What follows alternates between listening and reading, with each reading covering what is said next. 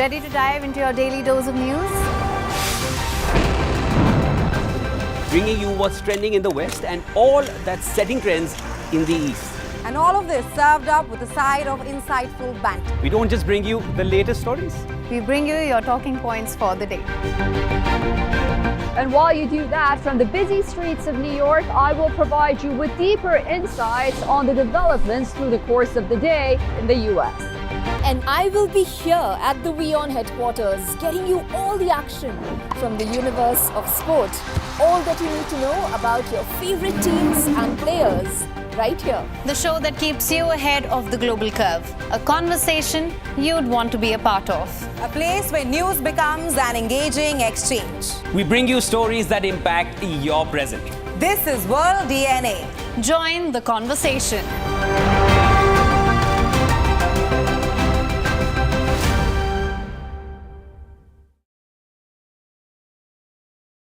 WION, India's global voice, the channel that brings you the biggest stories from across the world through India's lens.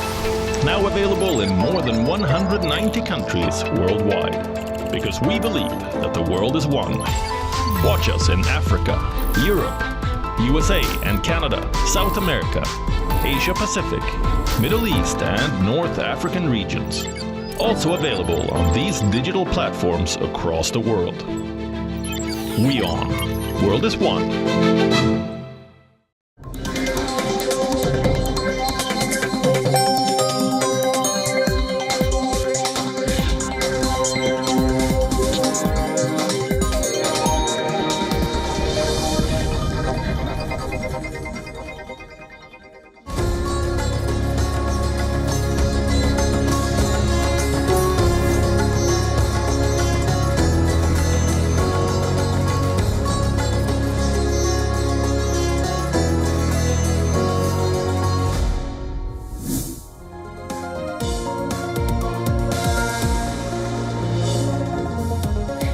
Hello, and I'm Ananya Datta, and welcome to this Monday edition of Race to Power. Let's start talking about people, power, and politics. As we start this week, it is looking like some action-packed days are in store for the United States. A make or break presidential debate is scheduled for Tuesday night, and on the eve, we tell you what the Americans are thinking. Also, history is repeating itself in Venezuela. An opposition figure who claims to have won the presidential elections has fled the country, citing a threat to his life. We tell you what's next for Caracas.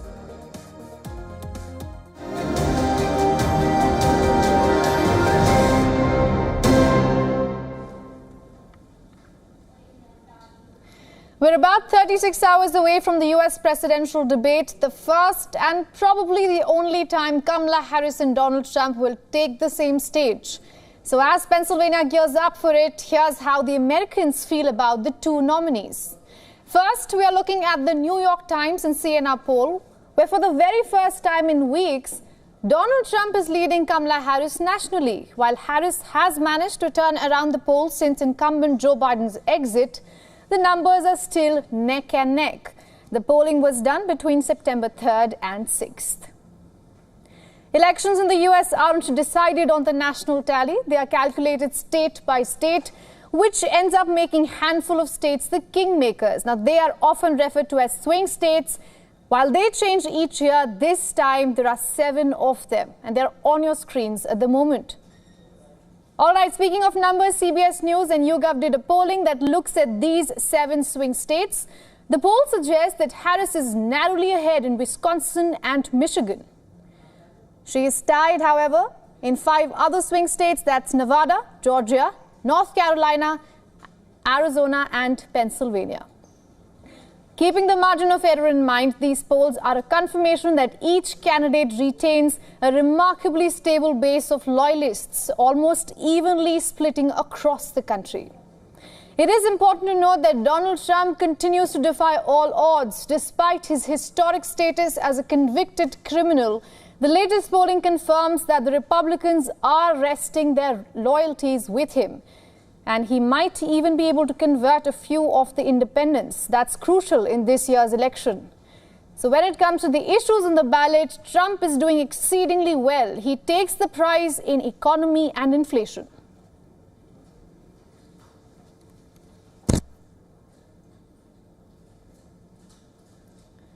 While Harris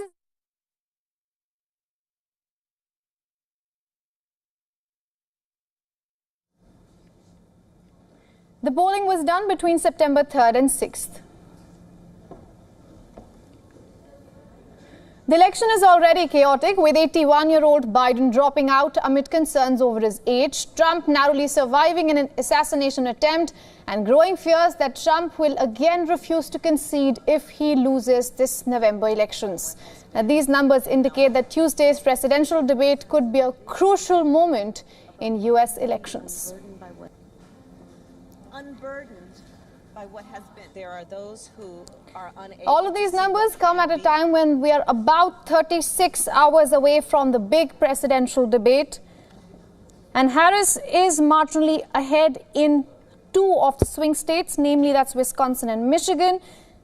And she's tied with Donald Trump, her Republican nominee, in Nevada, Georgia, North Carolina, Arizona, Pennsylvania. So it does seem like it's down to the wire.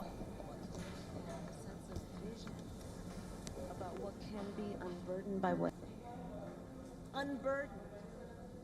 All right, to give us more insights, we are being joined by Christopher Hale, a Democratic strategist from Chicago, United States. Mr. Hale, thank you so much for joining us here on WION.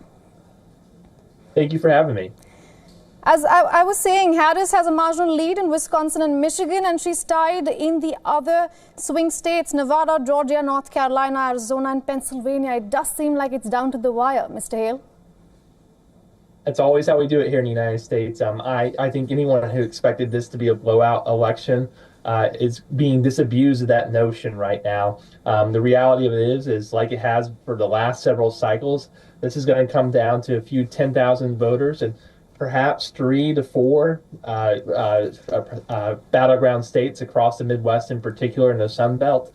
But it's down to the wire, and I think that debate tomorrow will be the pivotal moment between now and Election Day. Right. We also have an NYT polling that suggests that 28% say they need to know more about the Democratic nominee, Kamala Harris. That figure for Donald Trump stands at 9%. So do you think that Tuesday night's presidential debate is going to be more of a litmus test for Kamala Harris than Donald Trump? Absolutely. Donald Trump's been running for president of the United States for almost a decade now. The American people know him well. Opinions are pretty baked in about him, moving maybe 1 or 2 points either way. Kamala Harris, of course, was chosen by my party as our nominee, but after being unknown really as vice president for 3.5 years and did not go through an electoral process to become our nominee. So this is her coming out for the vast majority of the American people. She, of course, at the convention, but the convention's about the base, about the Democratic base. Swing voters will be the ones paying attention tomorrow. And Kamala Harris released policy platforms on our website over the weekend. And I think if this is a policy election, it's going to be a tight one. And Donald Trump leads on a few of the key issues, but I think that really tomorrow is a chance for Kamala Harris to shine and show that she has a grasp of the issues. Right. Mr. Hale, we have been showing a lot of polling, and one of them is on the issues. So when it comes to economy and inflation, Donald Trump seems to be doing exceedingly well compared to Kamala Harris, but she has the lead in housing and cognitive skills. While I ask you this, there is another school of thought that says that an average voter in America doesn't really vote on the issues. So how do you see these numbers? I think it's true. I mean, I think that the idea that this is an issues-based election, we really haven't had issues-based elections in a long time in this country. It becomes more of a team sport, what team you're on, the Democrats and the Republicans. And the phrase we use in the United States is vibes. These are vibes about the candidates involved. I do think issues matter to a marginal group of voters. But look, this election's all about margins. 90% of the voters are baked in. The question is, will they show up and vote for the candidate of their choice? But there are a select few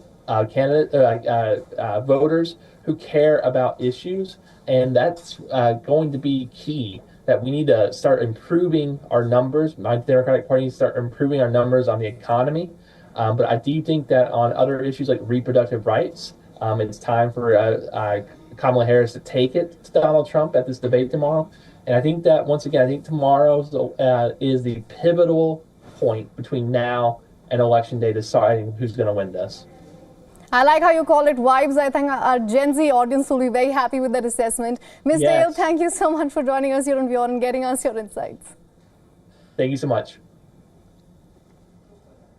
All right, former President Donald Trump has pledged to impose a 100% tariff on countries that move away from using the US dollar in international trade. Speaking at a rally in Wisconsin, Trump said that any nation abandoning the dollar would face severe trade penalties with the United States. His remarks come as the dominance of the US dollar, which still accounts for 59% of global foreign exchange reserves, according to the IMF, is being challenged by growing discussions of de-dollarization. Countries like China, India and Brazil have explored alternatives to the dollar but face hurdles in creating a common currency policy. De-dollarization, the global trend to reduce reliance on the US dollar in trade, has gained momentum in recent years. India, in particular, has been actively pushing for trade settlements in its own currency, the rupee. The Reserve Bank of India approved 34 Russian banks to open rupee accounts with Indian banks, facilitating trade in national currencies amid Western sanctions. India and the UAE have also initiated direct rupee dirham trade, with plans to expand bilateral trade to $100 billion. Despite these efforts, the US dollar remains the primary currency for nearly half of the world's trade. Trump's proposed 100% tariff aims to defend the dollar's status as the cornerstone of international trade, as countries like Russia and India increasingly settle oil purchases in non-dollar currencies. However, achieving de-dollarization faces challenges, as seen in the BRICS nations' struggles to reach consensus on a common monetary policy.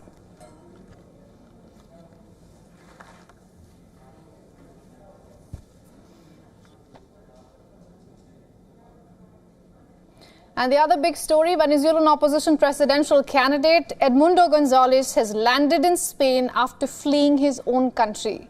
An arrest warrant there accuses him of terrorism and conspiracy during July's disputed presidential elections, even as the US Secretary of State Antony Blinken says that the US stands with the Venezuelan opposition candidate. Here's a report.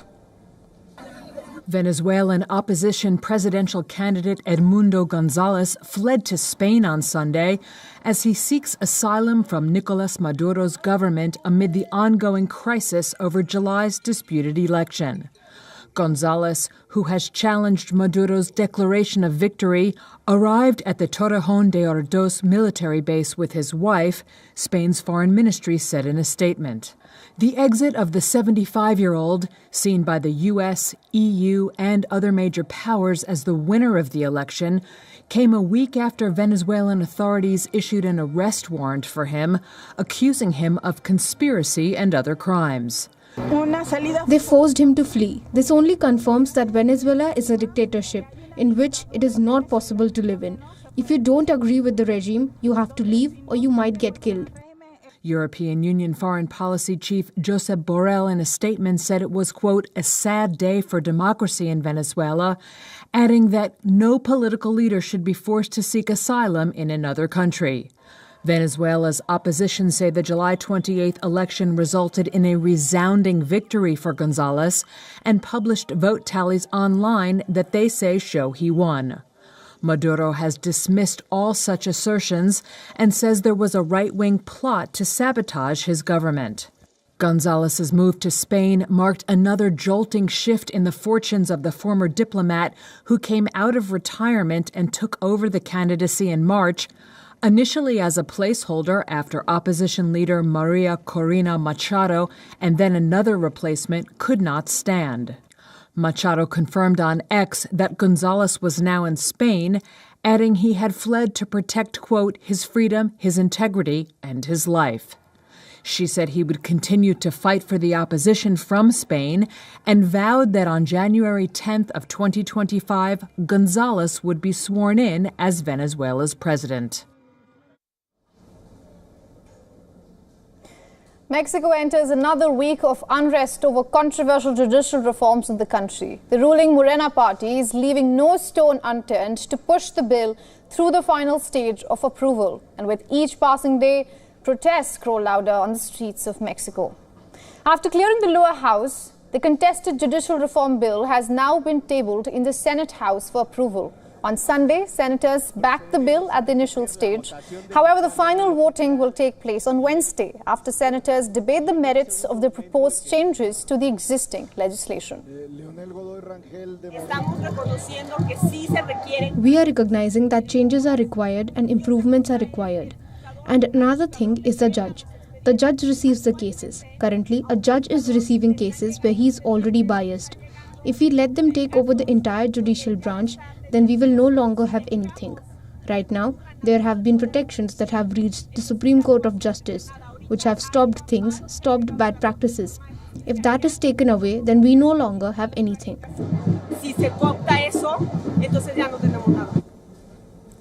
In less than 48 hours, the fate of this controversial overhaul will be decided in the Senate House. At the moment, the ruling Morena party and its allies are one vote short of a clear majority in the Senate. Any bill requires two-thirds majority to pass the reform.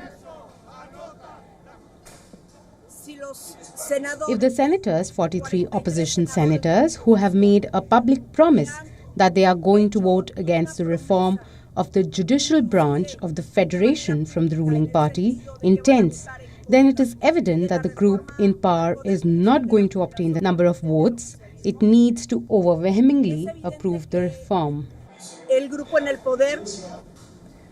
Mexico's outgoing President Andrés Manuel López Obrador has been pushing the proposal in the last leg of his presidency. The judicial overhaul has triggered mass protests in the country, and judicial protests are critical of the reform, which proposes a popular vote for appointing judges over the existing merit-based system.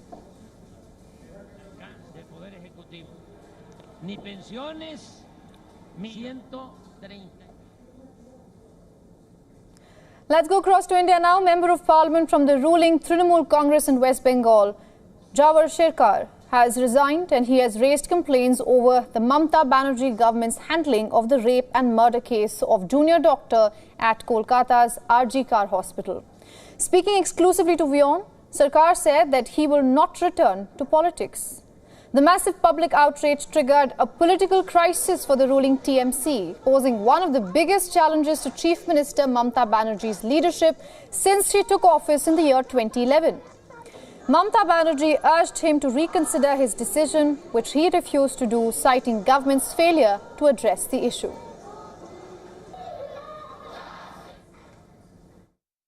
Every day, Calcutta and suburbs are at a standstill. People don't seem to mind, Janade, and don't seem to mind the inconveniences. Now, the leadership here with whom I have been associated seem to take it as a political confrontation. But this is not a political confrontation, and that's the only major point on which I have to ring the bell. Now, just weeks ago, Russia's embattled region of Kursk witnessed the first of its kind Ukrainian incursion. But amid all the uncertainty, it's elections as usual for people in Kursk and other parts of Russia. The three-day local and regional elections come to an end on Sunday evening. Russians cast their ballot to elect 21 governors, legislative assembly lawmakers in 13 regions, and city council officials across several parts of the country. In the Siberian city of Kemerovo, election officials collected votes from soldiers wounded in the Russia-Ukraine war. I would have gladly voted at home, but such is destiny that I am voting here. In Kursk, many voters stepped out to cast their ballot despite Ukraine's incursion into the territory. After the explosions, after all the bombings, after drones, we have seen it all. We are not scared of anything anymore. And the most important thing is that people go to vote because we want peace. We want peace and quiet in the Kursk region. We want everyone to live happily for a long time. That's why we're here. And we have nothing to be afraid of. With counting already underway, early results indicate that officials loyal to Russian President Vladimir Putin is set to win the regional and local elections. Several analysts are viewing these early trends as a vote of confidence for Putin and Russia's war in Ukraine.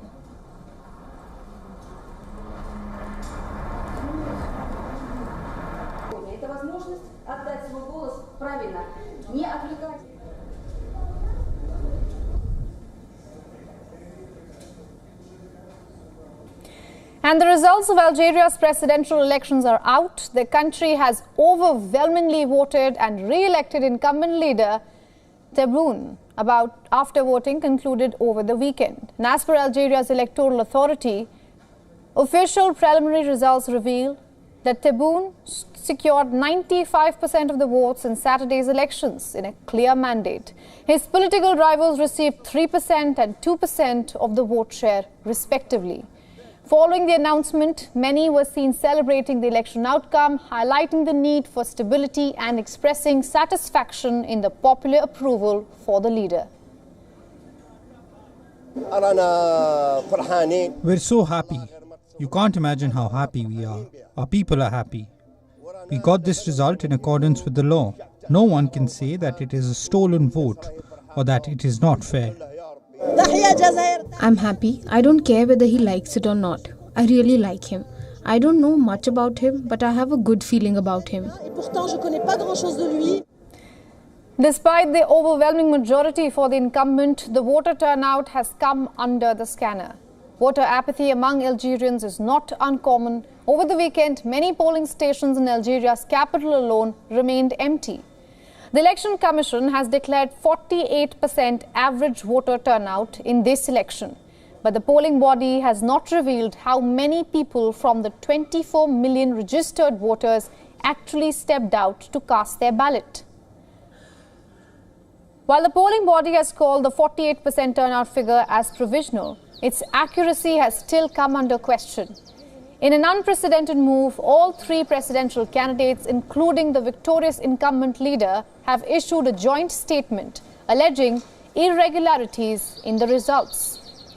The leaders called the turnout number as strange, accusing the polling body of inflating the results. One candidate's campaign have claimed that it had recorded instances of proxy group voting and has urged the body to issue a public clarification on the contradictions in the participation figures.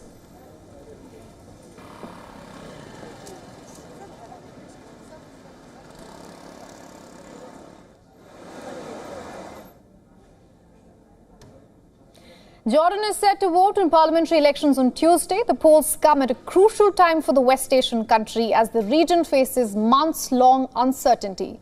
For months now, Jordanians have participated in weekly rallies of solidarity with Gaza. But in the corridors of political power, the country has been accused of a pro-Western stance. As thousands head to polling stations on Tuesday, the opposition Islamic Action Front is pulling all the stops to challenge the status quo. The country needs a parliament that can back the state in its political positions against this radical right wing, and especially if this right wing allied with the right wing in the West, especially in the United States. This will be a big burden on Jordan, with which it will need the street and a strong parliament that can enable the government to surpass the pressures. The political arm of the Muslim Brotherhood, the IAF, says that the party needs increased representation in the assembly to have a voice for influencing policies. And these include laws curbing political freedom, opposing further normalization with Israel, and reversing economic policies that are unpopular with the people. We expect a significant block from these elections provided we are left without a direct and a blatant interference. We believe that there is an intention for intervention and the engineering exists before the elections by pressuring candidates, engineering the electoral groups, etc. But we believe if the intervention stayed away from the ballot boxes, meaning the boxes remained clean and people actually got their voices, we will have a significant block in the parliament. The IAF is fielding only 38 candidates for the 138-seat assembly, but expects a strong anti-Israel sentiment among voters to work in their favor. Voting will be held on Tuesday and results are expected within 48 hours of polls closing.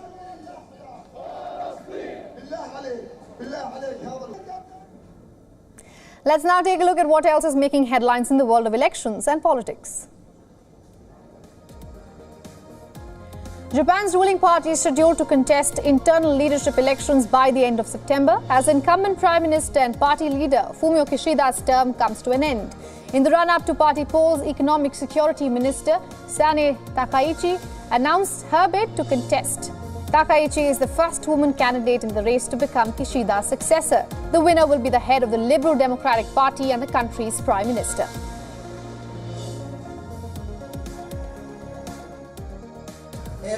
I, Sane Takaichi, have decided to run in the Liberal Democratic Party's presidential election. I consider the nation's ultimate mission to be that to protect the people's assets, protect the country's territory, territorial waters, airspace and resources, and maintain its sovereignty and pride. Trouble mounts for German Chancellor Olaf Scholz after a recent poll reveals that support for his coalition has dropped to a record low. A survey reveals that Scholz's coalition of three parties, the SPD, the Greens and pro-business Free Democratic Party, would collectively win only 29% of the vote if a national election were held tomorrow. The Chancellor has insisted that his alliance will secure a second term in power and has denied that he will have to make way for German Defense Minister Boris Pistorius to be the next leader. The alliance received 52% share in the 2021 elections.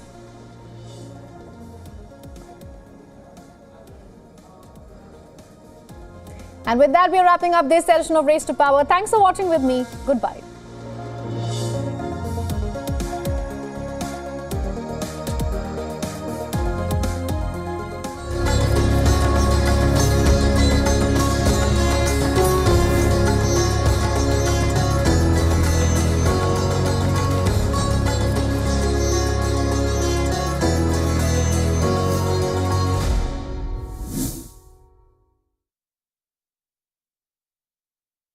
WION Health Resort is unique, the only one of its kind.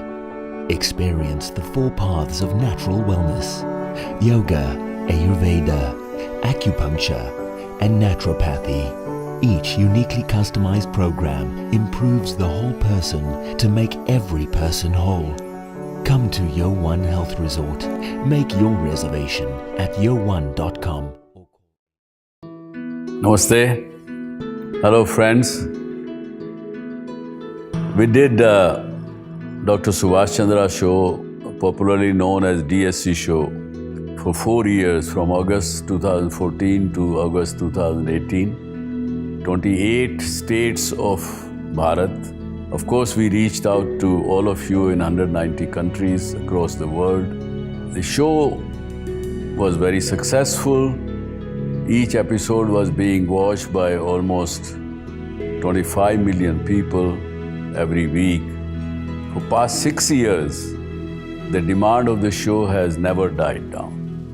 People write to us, people ask for the show to restart again.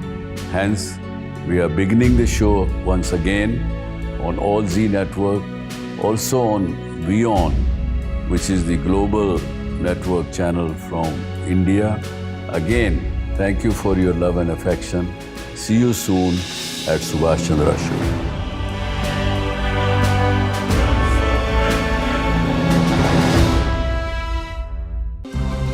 To bring the benefits of the Subhash Chandra Show to your educational institution, teachers and students, send an invitation to Juhi Jha at juhi@such.org.in. Know more, understand better, think ahead. Hello and a very warm welcome. You are watching Gravitas with me, Molly Gambhir.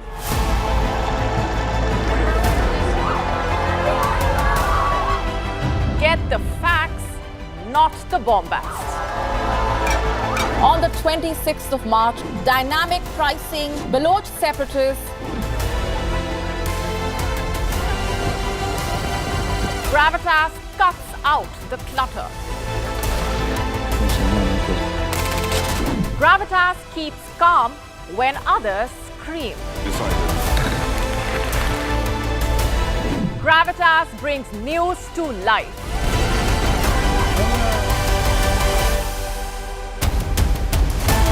Weekdays, 9 p.m. IST, 3:30 p.m. GMT. Gravitas.